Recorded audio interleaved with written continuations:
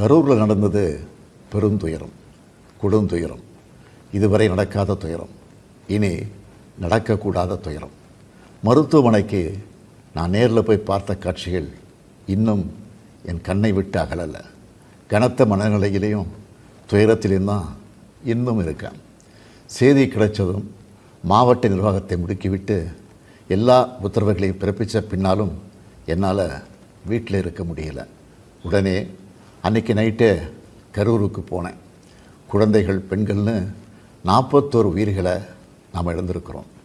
இறந்து போனவங்க குடும்பத்துக்கு தலா 10 லட்சம் ரூபாய் அறிவித்து அதை உடனடியாக வழங்கிட்டு இருக்கோம்.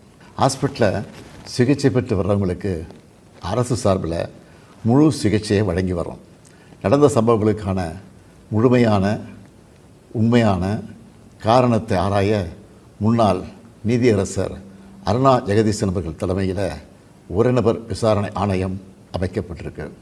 ஆணையத்தோட அறிக்கை அடிப்படையில் அரசோட அடுத்த கட்ட நடவடிக்கையில் இருக்கும்னு உறுதியளிக்கிறேன். இதற்கிடையே சோஷியல் மீடியாவில் சிலர் பரப்புற வதந்திகளையும் பொய் செய்திகளையும் பார்த்துட்டு தான் இருக்கேன். எந்த ஒரு அரசியல் கட்சி தலைவரும் தன்னோட தொண்டர்களும் அப்பாவி பொதுமக்களும் இறக்கிறத எப்பொழுதும் விரும்ப மாட்டாங்க. இந்த சம்பவத்தில் உயிரிழந்தவங்க எந்த கட்சி சார்ந்தவர்களாக இருந்தாலும் என்னை பொறுத்த வரைக்கும் அவங்க நம்மளோட தமிழ் உறவுகள். எனவே சோகமும் துயரமும் சூழ்ந்திருக்கக்கூடிய இந்த நிலையில் பொறுப்பற்ற முறையில் விஷமத்தனமான செய்திகளை தவிர்க்கணும்னு கேட்டுக்கிறேன்.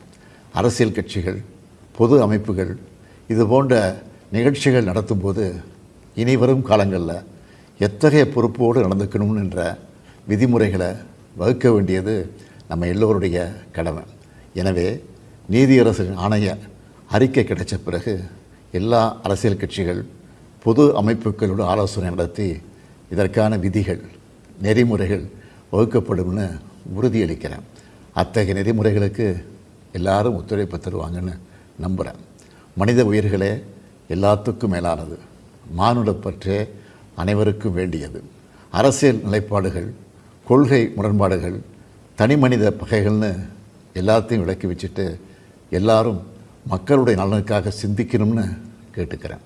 தமிழ்நாடு எப்போவுமே நாட்டுக்கு பல வகைகளில் முன்னோடியாகத்தான் இருந்திருக்கு. இதுபோன்ற நிகழ்வுகள் இனி எந்த காலத்திலையும் நடக்காமல் தடுக்க வேண்டியது நம்ம எல்லோருடைய கடமை. நன்றி, வணக்கம்.